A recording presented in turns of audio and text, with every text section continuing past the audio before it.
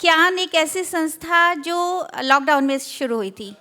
सब जानते हैं लॉकडाउन में जब लोग सोशल मीडिया पर ही एक्टिव रहते थे और मिलते नहीं थे आपस में, तो उस समय फेसबुक और इंस्टा और ट्विटर बहुत सक्रिय हो गए थे।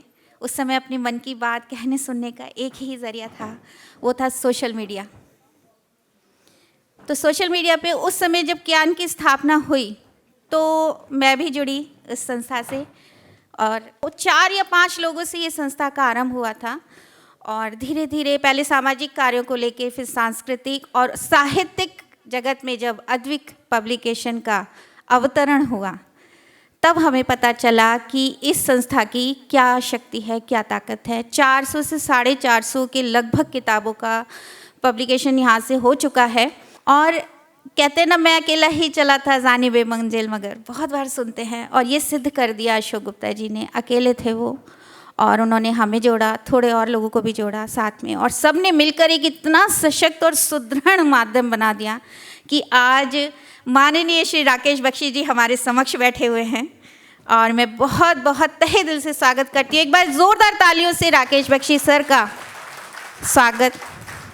मैंने अभी आज या कल ही एक वीडियो डाला था जिसमें लिखा था कि मैं सामने से साक्षात देखना चाहती हूँ कि जिनके गीत सुन सुनकर हम, हमारे माता पिता, हमारे बच्चे भी बड़े हो रहे हैं, घर घर में गूंजे जा रहे हैं वो गीत। आखिर वो गीतकार होते कैसे होंगे, उनकी औलादें कैसी होती होंगी। पर आज देखा, इतने सरल और विनम्र हैं आप। लगता है कि बिल्कुल, मैं तो सच में अगर उनकी संतान होती तो शायद इतनी विनम्र ना होती।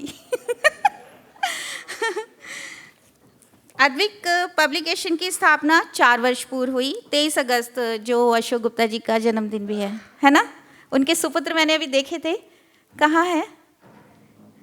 हाँ, तो जिस तरह आज राकेश बख्शी जी गौरवान्वित हो रहे हैं, गदगद हो रहे हैं, मुझे लगता है कि अशोक गुप्ता जी भी अब इसी राह पर चल पड़े हैं कि एक दिन उनके सुपुत्र भी गौरवान्वित होंगे और गदगद होंगे कि हमारे पिताजी ने इतना नेक कार्य किया।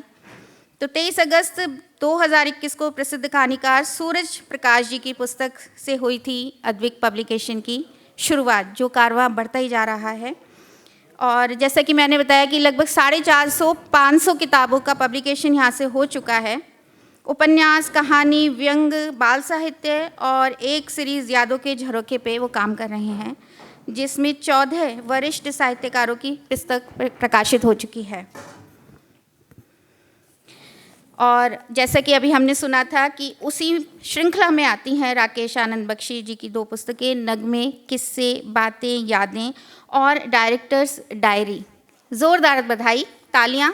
जैसे कि मैंने सुबह लिखा था कि एक नदी होती है ना, वो बहना शुरू कर देती है बिना ये देखे कि उसे रास्ता मिल रहा है या नहीं मिल रहा है।